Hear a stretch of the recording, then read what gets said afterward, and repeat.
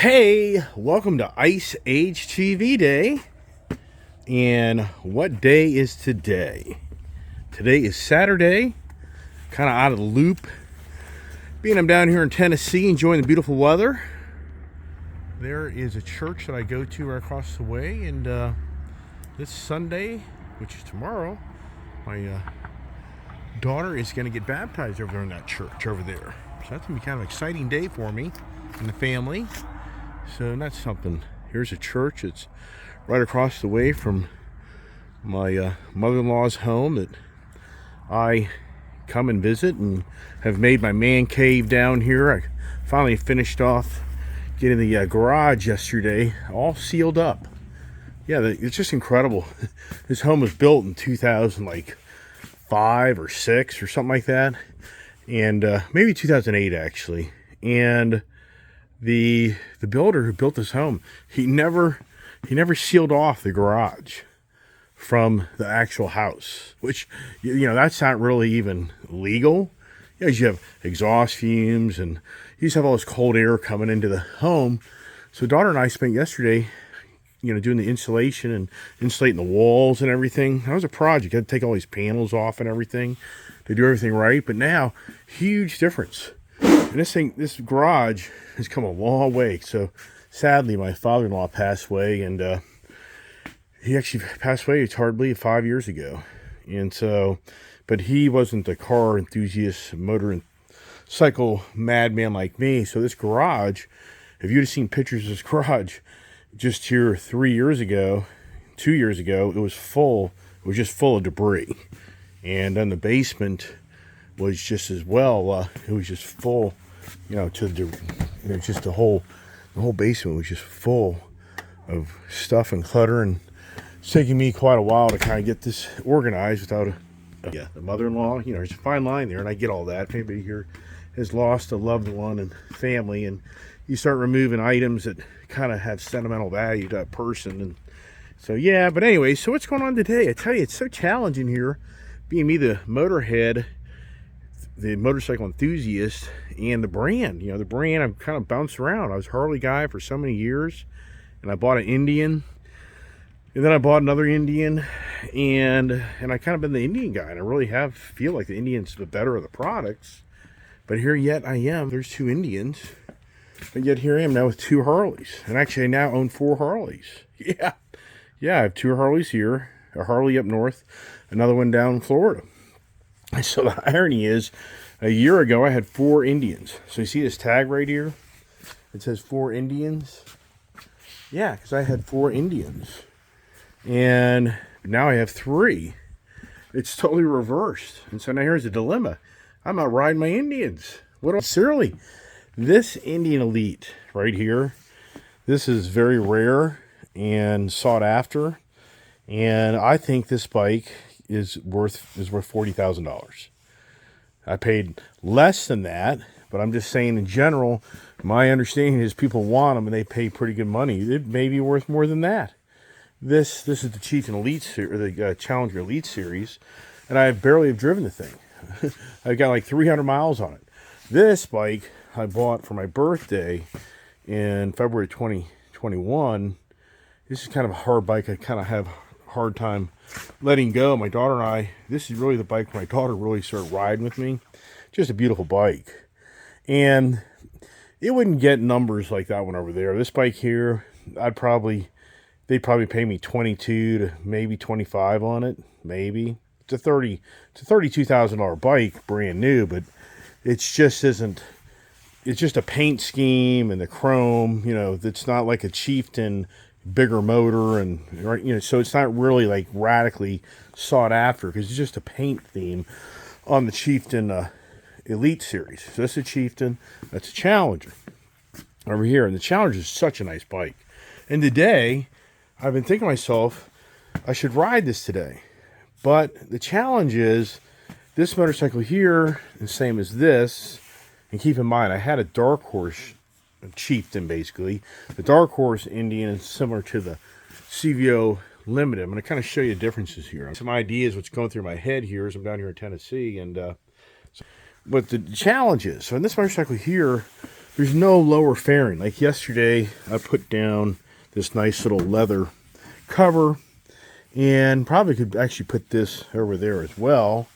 So for the lowers, you know, not really a lot of protection per se on this. And then this doesn't have heated grips. This doesn't have a heated seat. All right. And so on a cool day like today, and you know, the downside of this motorcycle, these bikes here is, yeah, you can ride them, but it's a colder environment.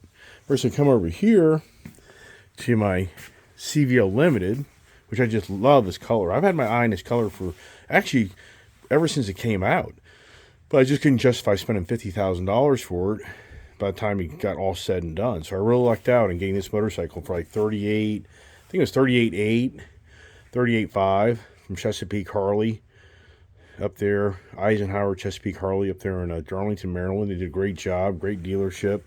And the gentleman that owned this, I told you before, he's done so many add-ons. I mean, this bike, he's just really had a lot of love and put into it. But here's the thing. If you look at the motorcycle, first of all, come around here. So I've got heated switches here for the heated seat. I have a heated, you know, the handlebars.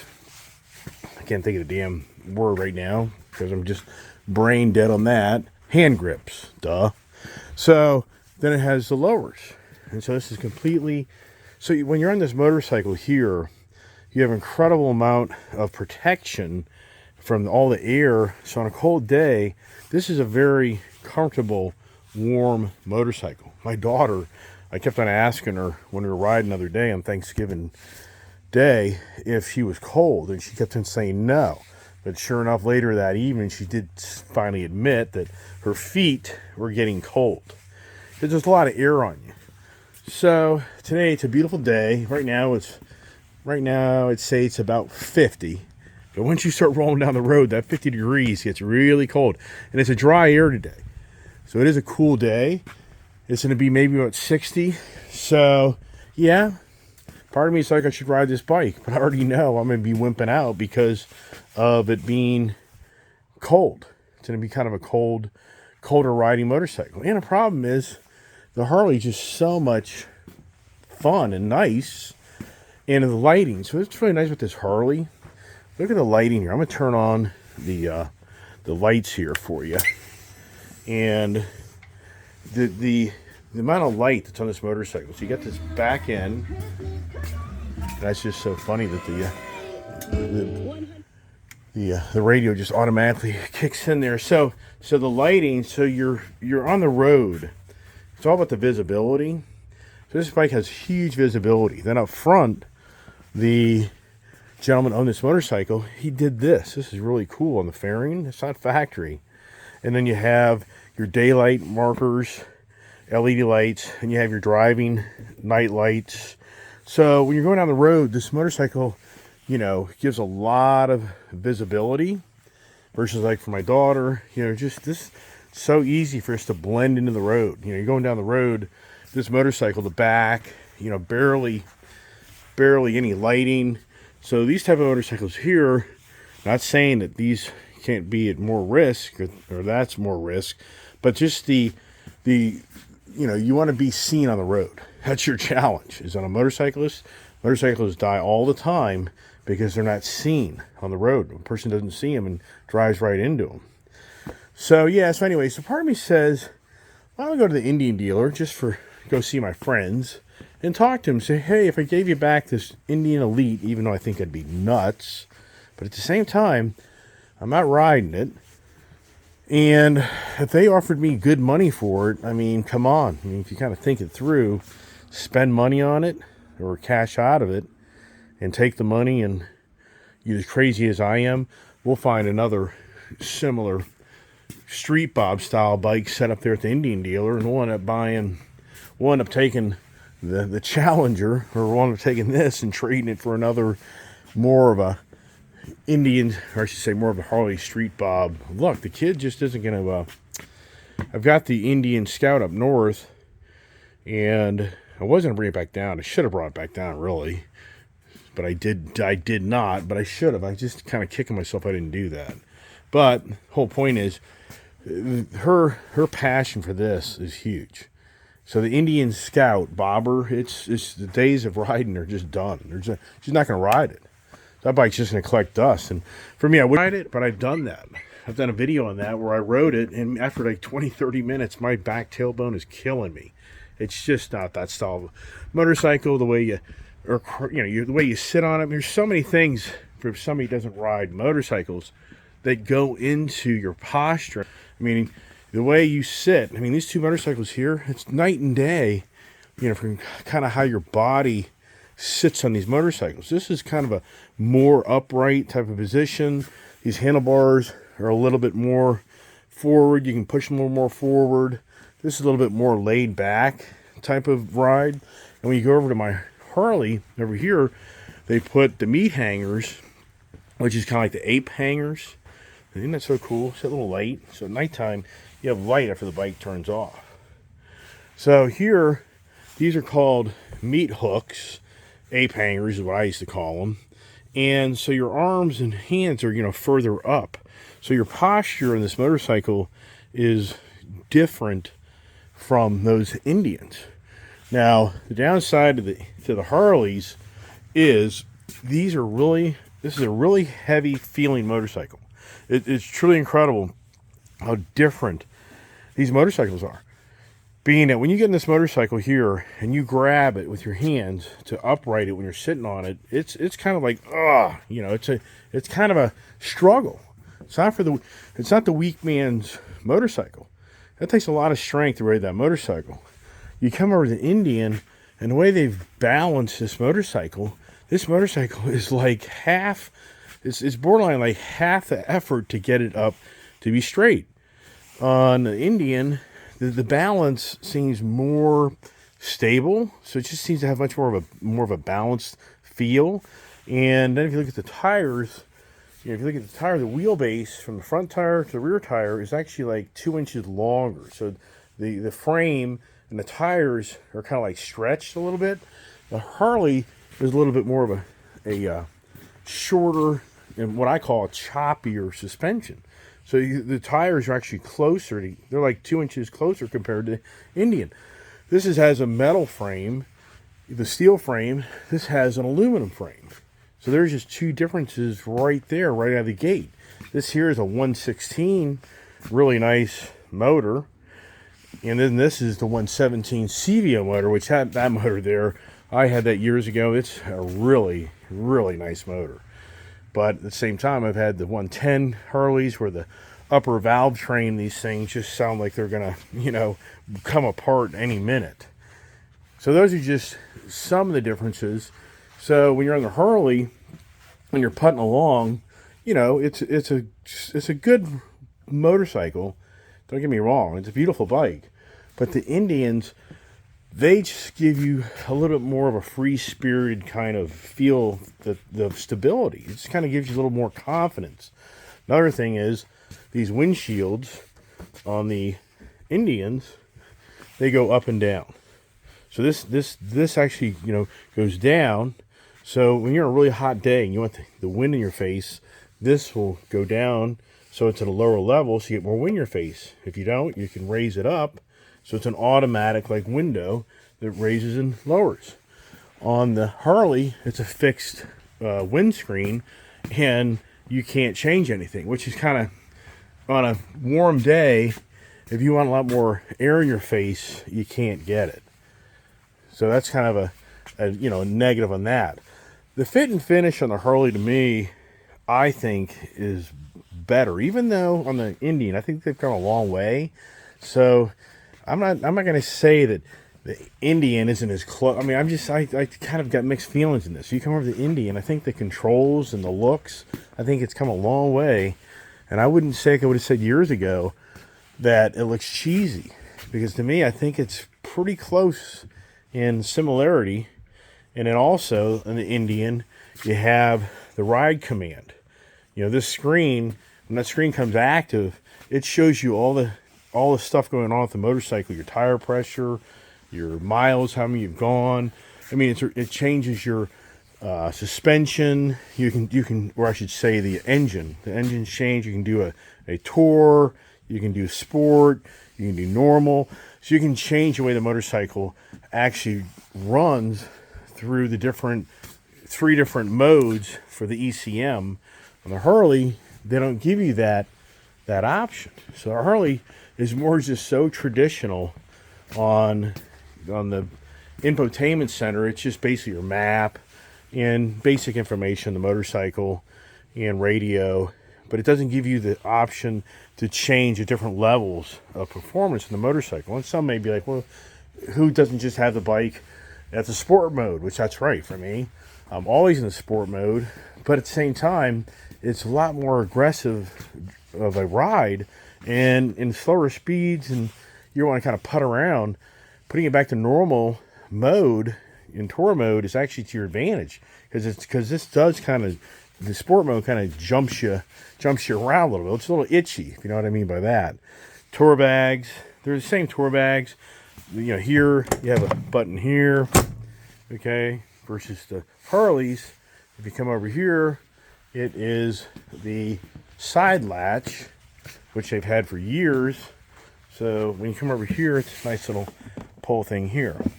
The trunk in the back, this has been around for years. You know, to open it sideways, okay? See, it opens up sideways.